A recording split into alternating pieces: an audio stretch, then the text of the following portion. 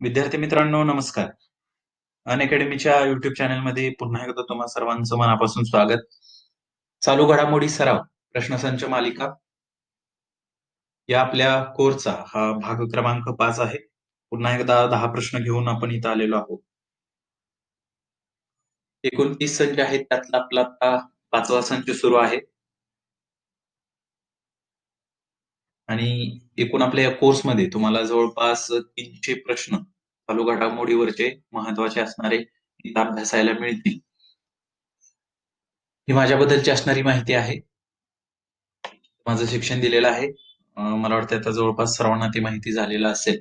परंतु जे काही नवीन विद्यार्थी आहेत त्यांच्यासाठी BE मेकॅनिकल इंजिनिअरिंग पदवी शाखेमध्ये माझी पदवी झालेली आहे आणि त्याच्यानंतर पदव्युत्तर पदवी पोस्ट ग्रॅज्युएट मी MA लोकसेवा, त्याच्यानंतर MA इकॉनॉमिक्स आणि MA मराठी. आता मी MA मराठीला अपियर आहे. याच्या व्यतिरिक्त स्पर्धा परीक्षेचा शिकवण्याचा आणि मी स्वतः सुद्धा परीक्षा दिलेल्या आहेत, त्याचा सुद्धा मला अनुभव आहे. विद्यार्थी मित्रांनो, तुम्हाला जर अनअकॅडमीवरील सर्व कोर्सेस पाहायचे असतील, म्हणजे सर्वच कोर्सेस काही मोफत नाहीयेत, तर काही पेड कोर्सेस सुद्धा आहेत. ज्याच्यामध्ये तुम्हाला क्वालिटी एज्युकेटर्स वेगवेगळे विषय शिकवतायत. तर ते कोर्सेस तुम्हाला सगळे जर पाहायचे असतील, एकदा सबस्क्रिप्शन तुम्ही घेतल्यानंतर सर्व विषयांचे तुम्हाला कोर्सेस पाहता येतात MPSC कॅटेगरीमधील. तर ते प्लस सबस्क्रिप्शन घेण्यासाठी अ, तुम्ही माझा कोड वापरू शकता. B_पाटील असा हा माझा कोड आहे आणि हा रेफरल कोड वापरल्यानंतर तुम्हाला जी काही फी आहे, तर त्याच्यामध्ये 10% सवलत मिळू शकते. तर आता आपण जास्त वेळ न घालवता डायरेक्टली आपण आपल्या प्रश्नांना सुरुवात करूया. प्रश्न क्रमांक पहिला आहे, लेह येथे उतरलेल्या भारतीय वायुसेनेच्या पहिल्या बायोजेट इंधन वापरलेल्या विमानाचे नाव काय आहे? असा हा प्रश्न होता. आता संरक्षण आणि अंतरिक्ष या घटकाच्या अंतर्गत आपली ही न्यूज कव्हर होते. त्याच्या अगोदर जी काही विमानं आहेत, आता आंतरराष्ट्रीय पातळीवरचा जर विचार केला, तर जी काही पहिल्यांदा इलेक्ट्रिक विमानं तयार केली गेली किंवा भारतामध्ये अलीकडं तयार झालेली विमानं वगैरे, तर याच्यावरती ज्या महत्वाच्या गोष्टी चर्चेमध्ये असतात, तर त्याच्यावरती लगेच आपल्याला परीक्षेमध्ये प्रश्न रिफ्लेक्ट होतो. आणि याच्या अगोदर 2 वेळा MPSCला आपल्याला तो प्रश्न येऊन गेलेला आहे. हा प्रश्न भारतीय वायुसेनेचं पहिलं बायोजेट इंधन वापरलेलं विमान होतं. तर हे आपल्याला कसंही वेगवेगळ्या याच्यामध्ये फिरवून विचारलं जाऊ शकतं. मग याच्यामध्ये त्या विमानाचं वैयक्तिक आपल्याला 2-3 वाक्य लिहून त्या विमानाबद्दल सुद्धा विचारलं जाऊ शकतं, की ते विमान लेह येथे उतरलेलं होतं किंवा त्याच्यामध्ये जे काही बायोजेट वापरलं, इंधन वापरलं, तर त्याच्यामध्ये त्याचं असणारं प्रमाण म्हणजे बायोजेट त्याच्यामध्ये 10% किंवा काय-काय मिश्रण वापरलं, तर हे सुद्धा आपल्याला विचारलं जाऊ शकतं. त्याचं लँडिंग विचारलं जाऊ शकतं किंवा कोणत्या संस्थेकडून किंवा संघटनेकडून ते तयार करण्यात आलेलं आहे. अशा वेगवेगळ्या गोष्टी आपल्याला त्या प्रश्नामध्ये टाकून विचारल्या जाऊ शकतात. तर भारतीय वायुसेनेचं AN-32 असं या विमानाचं नाव होतं. पर्याय क्रमांक 2 मध्ये आपल्याला ते दिलेलं आहे. AN-32 तर हे स्वदेशी बायोजेट इंधनावरीलचं पहिलं विमान आहे आणि ते लेह इथं उतरलं किंवा यशस्वी त्याचं लँडिंग केलं गेलं. तर 10% मिश्रित बायोजेट इंधन त्याच्यामध्ये वापरलेलं होतं आणि पहिल्यांदाच विमानाच्या दोन्ही इंजिनमध्ये बायोजेट इंधन वापरण्यात आलेलं होतं.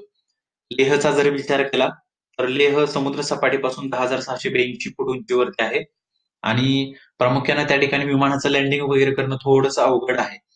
रिमोट एरिया वगैरे असल्या कारणानं बायोजेट इंधनावरील विमानाचे लँडिंग यशस्वी झाल्यामुळं भविष्यात या इंधनाच्या वापराला प्रोत्साहन सुद्धा मिळू शकतं. 2013 साली CSIR IIP या संस्थेनं बायोजेट इंधनाचे तंत्रज्ञान विकसित केलेलं होतं. परंतु बाजारामध्ये त्याचं व्यावसायिकरण करण्यामध्ये थोडंसं अपयश आलं होतं. परंतु आता इथून पुढे मात्र त्याची चाचणी यशस्वी झाल्या कारणानं त्याचा भविष्यामध्ये त्या इंधनाच्या वापराला प्रोत्साहन देखील मिळणार आहे. तर आता इथं लेहचा उल्लेख आलेला आहे म्हणून फक्त थोडक्यात एक गोष्ट तुम्हाला सांगतो, की आपला पॉलिटिक्सचा अभ्यास करत असताना अलीकडंच जम्मू काश्मीरची जी काही पुनर्रचना झालेली आहे किंवा केंद्रशासित प्रदेश नवीन निर्माण झाले. आपण एखादा प्रश्न त्याच्यावरती नंतर बघणार आहोत. परंतु अशा गोष्टी लिंक करायला शिका हे चर्चेमध्ये होतं. तर तो सुद्धा आपला टॉपिक पॉलिटीच्या अंतर्गत कव्हर झाला पाहिजे.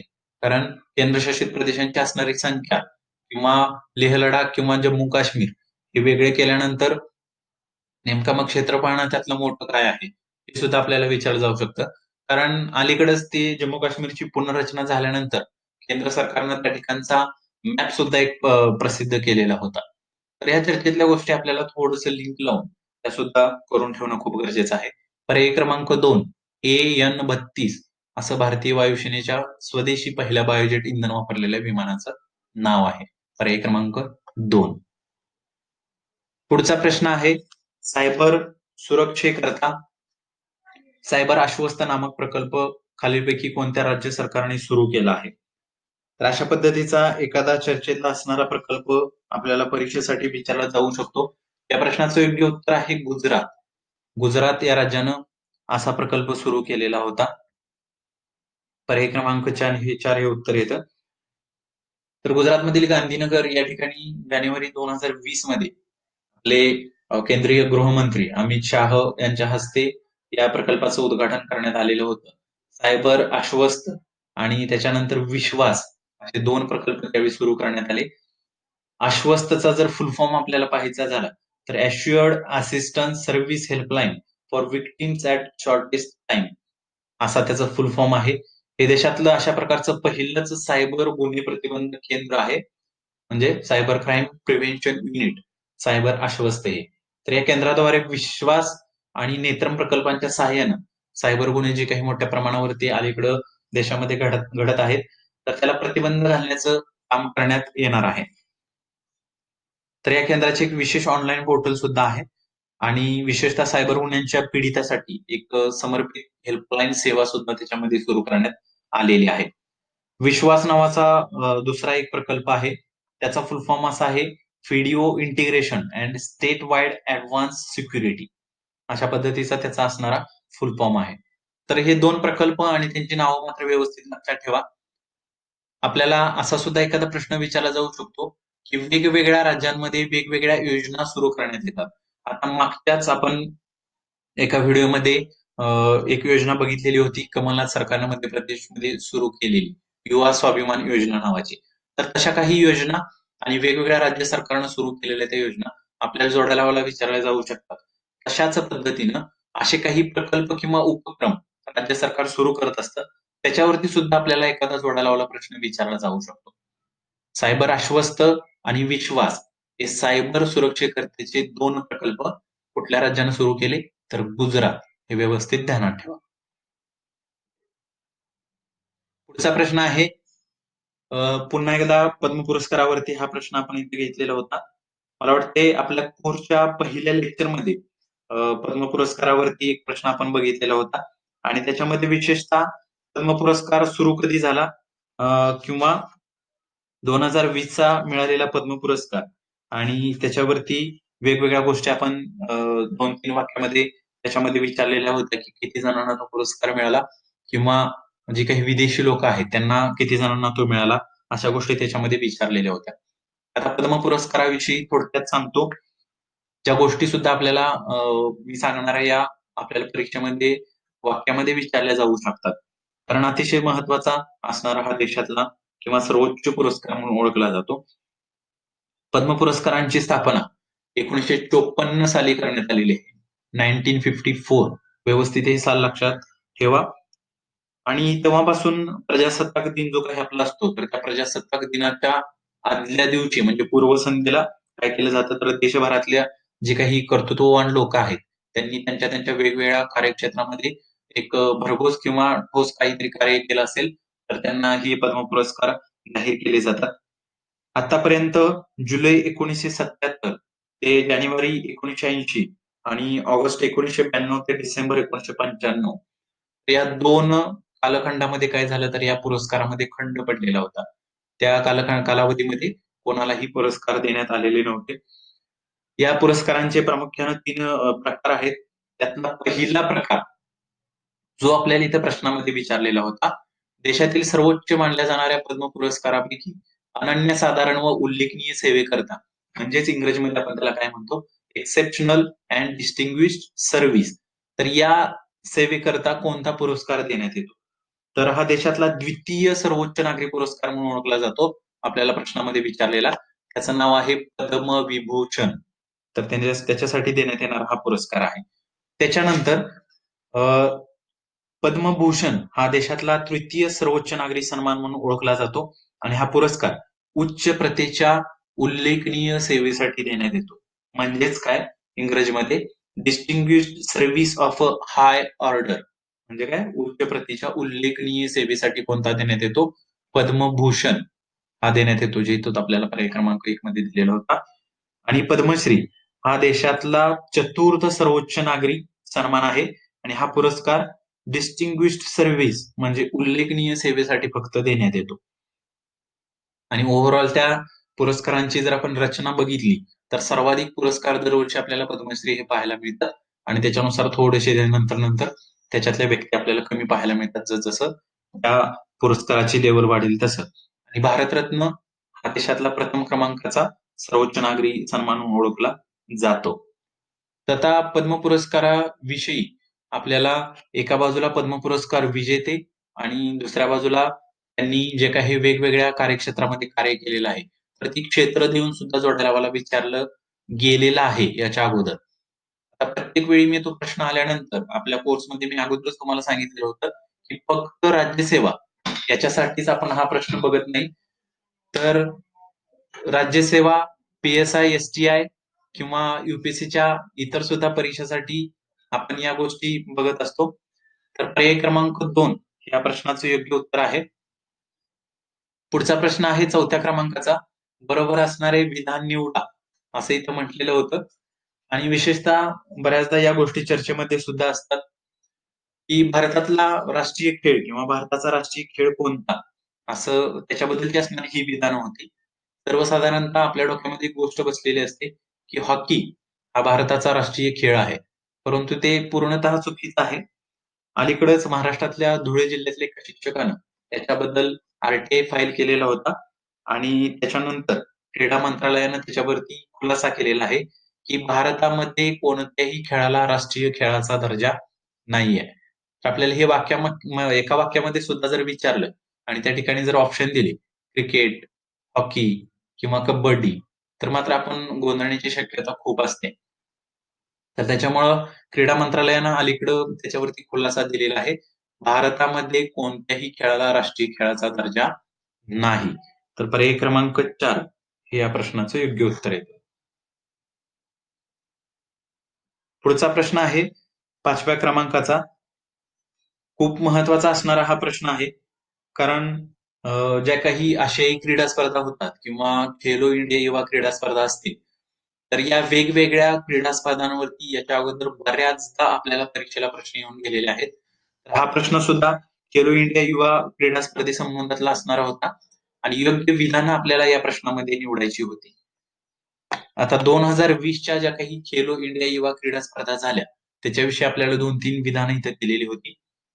याच्या अगोदर परीक्षेला प्रश्न कसे विचारले गेले आहेत, तर ऑलिम्पिक स्पर्धांविषयी एकदा प्रश्न विचारलेला होता आपल्याला परीक्षेला आणि नेमका ऑलिम्पिक स्पर्धेच्या उद्घाटनाच्या दरम्यान जे काही प्रमुख पाहुणे वगैरे येतात किंवा त्यांनी केलेलं भाषण असतं, तर त्या भाषणामध्ये आंतरराष्ट्रीय पातळीवरच्या काही महत्त्वाच्या घडामोडींचा जर उल्लेख केला, तर आहे तशी विधानं आपल्याला त्या प्रश्नामध्ये आयोग विचारतं.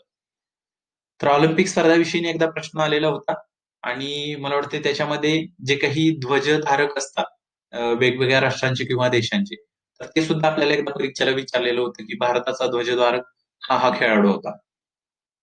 तर असे प्रश्न आपल्याला क्रीडा घडामोडीवरती सुद्धा येतात. बरेच विद्यार्थी चालू घडामोडीचा अभ्यास करत असताना क्रीडा अ, हा चॅप्टर किंवा तो घटक बरेच जण वगळून टाकतात. त्याच्यामध्ये बऱ्याच न्यूज असतात, बऱ्याच वेगवेगळ्या काय म्हणू आपण त्याला तर स्पर्धा होत असतात.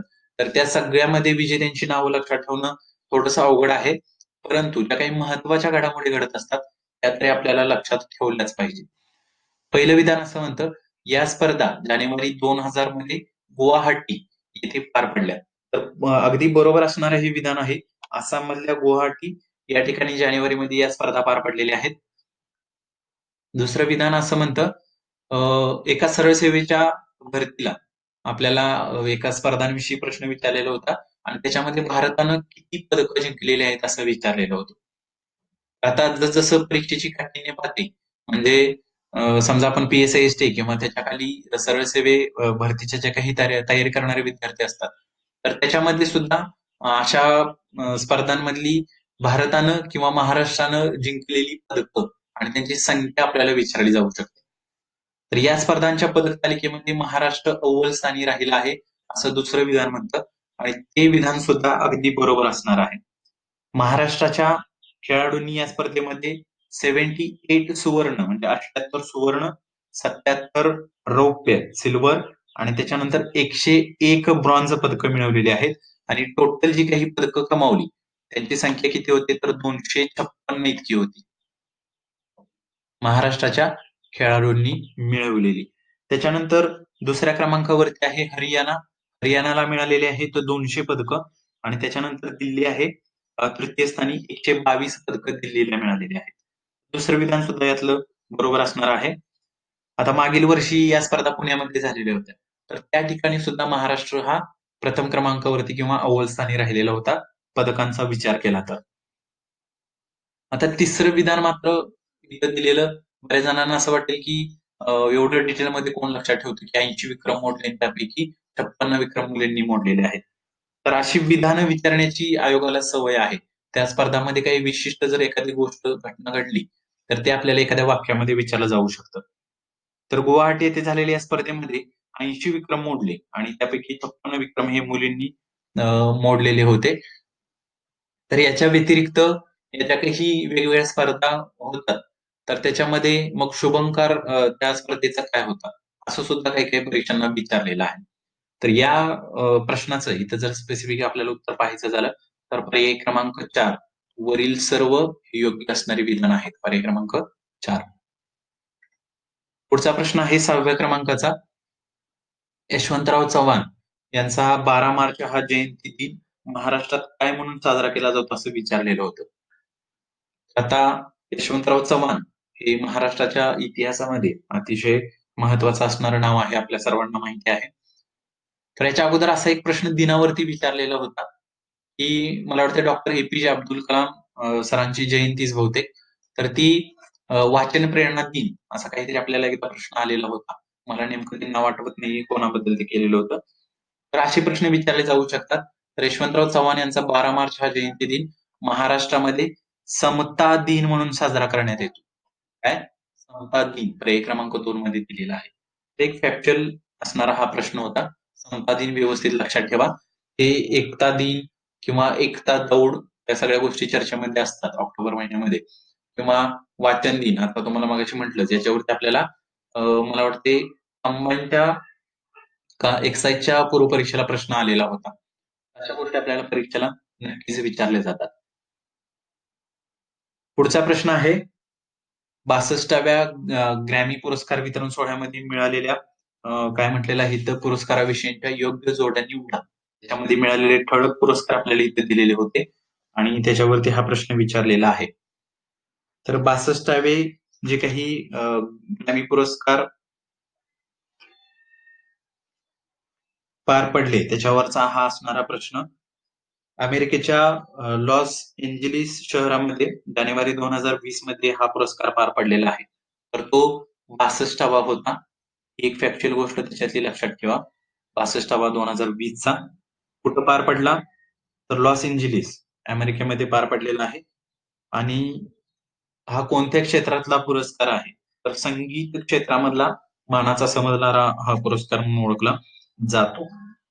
तर आता इथे मग एक विशेष गोष्ट घडलेली होती.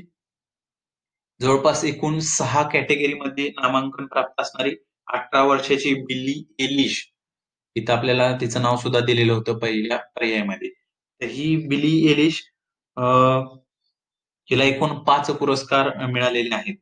तर सर्वाधिक 6 श्रेणीमध्ये तिचं नामांकन झालेलं होतं आणि त्याच्यात तिला 5 पुरस्कार सुद्धा मिळालेले आहेत.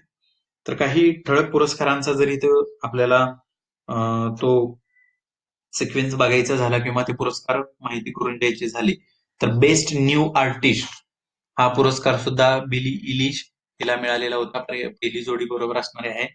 दुसरी जोडी आहे रेकॉर्ड ऑफ द इयर. तर ही सुद्धा बिली इलिश हिलाच मिळालेला आहे आणि बॅड गाय याच्यासाठी तिला तो पुरस्कार मिळालेला आहे. त्याच्यानंतर आहे सॉन्ग ऑफ द इयर, हे सुद्धा बिली इलिश हिलाच मिळालेलं आहे आणि ते सुद्धा बॅड गाय याच्यासाठी मिळालेलं आहे. आणि त्याच्यानंतर आहे अल्बम ऑफ द इयर, हा सुद्धा बिली इलिशलाच तो पुरस्कार मिळालेला आहे.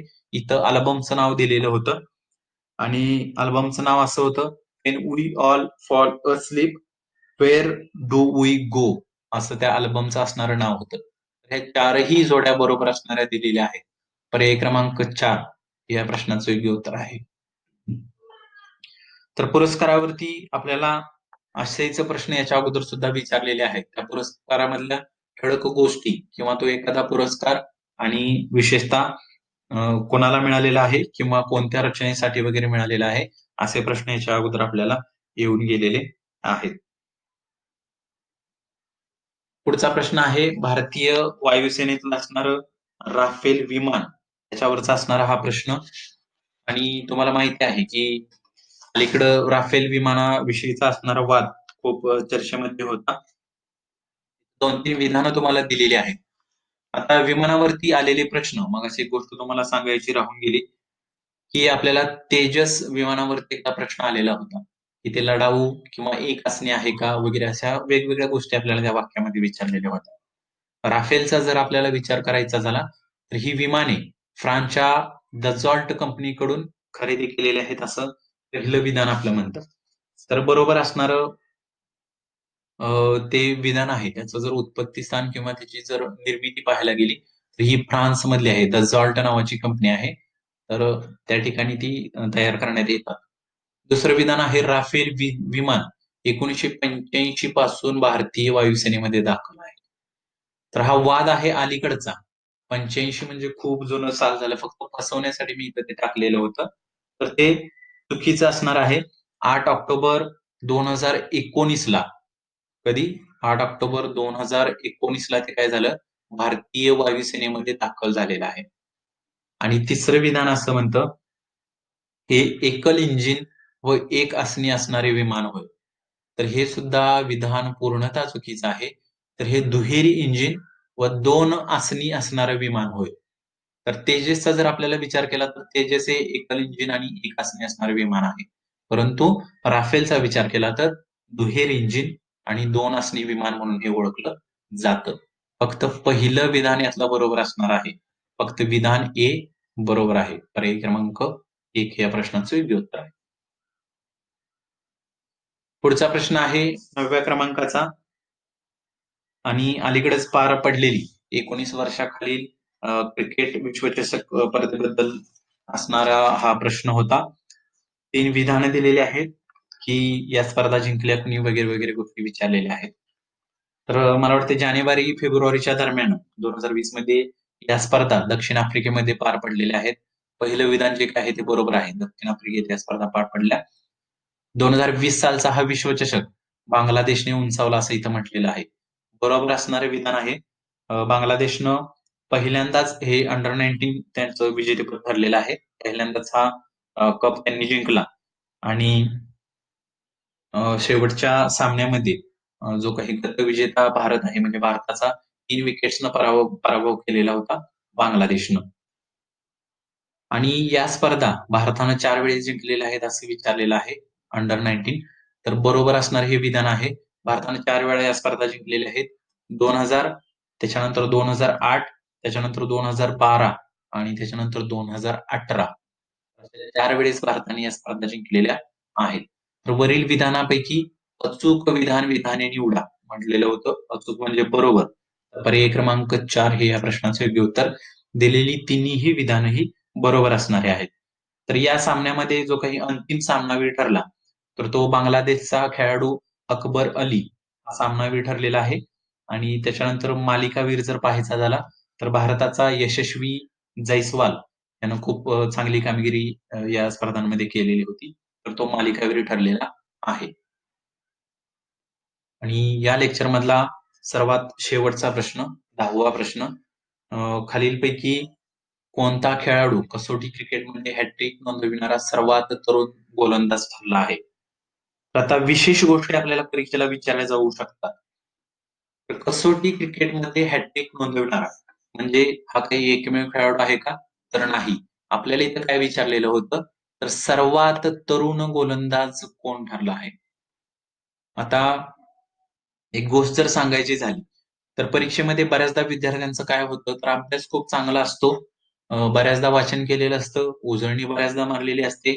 परंतु परीक्षेच्या दरम्यान प्रेशर हँडल न झाल्यानं आपल्याला कधी-कधी प्रश्न किंवा प्रश्नामध्ये काय विचारले हे वाचायला चुकतं आणि आपण चुकीचं काहीतरी उत्तर त्या ठिकाणी मग लिहून येतो किंवा बऱ्याचदा काय होतं रिव्हिजन कमी पडते. आणि काहीतरी चर्चेमधले असणारी एक 2-3 नावं क्रीडा घडामोडीतली वाचलेली असतात. मग नेमकं काय लिहू? आणि मग तिथं आठवणारं कुठलंतरी एखादं दुसरं नाव आपण लिहितो आणि उत्तर आपण काय करतो? चुकवून येतो. तर असं करता कामा नये. व्यवस्थित तो प्रश्न नेमका वाचायचा, की काय विचारलेला आहे. तर आता हाच प्रश्न जर आपल्याला बॅकग्राऊंड लिंक जर किंवा याच्या अगोदर याची पार्श्वभूमी जर बघायची झाली, असे प्रश्न कधी विचारलेत का? तर ज्या काही बऱ्याच सरळ सेवेच्या भरती होतात. परत एकदा मी उल्लेख करतोय, डायरेक्ट रिक्रुटमेंट ज्या काही आपल्या असतात.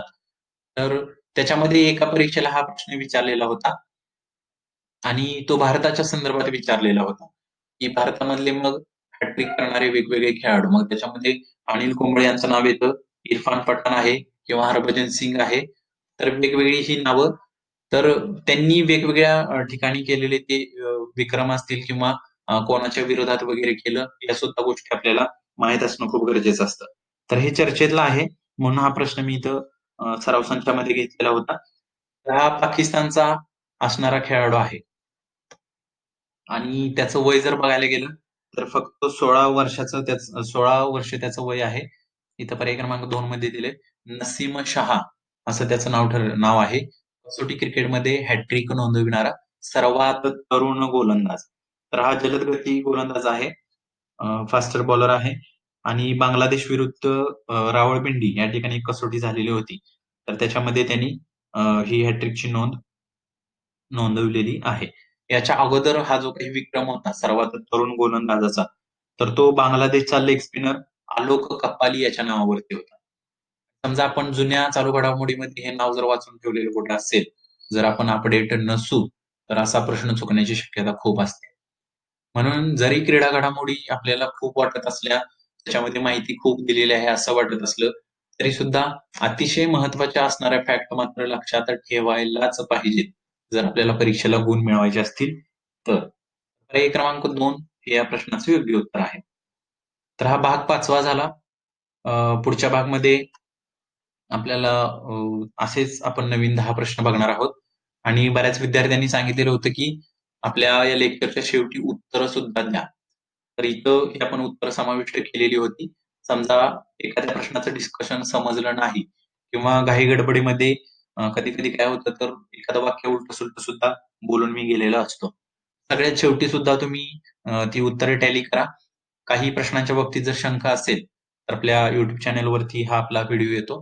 तर तिथं कमेंट बॉक्समध्ये तुम्ही त्या शंका विचारू सुद्धा शकता. तर त्याला मी रिप्लाय सुद्धा तिथं करेन. तर हे आपलं लेक्चर झालं. पुढच्या लेक्चरमध्ये लवकरच भेटूया. धन्यवाद.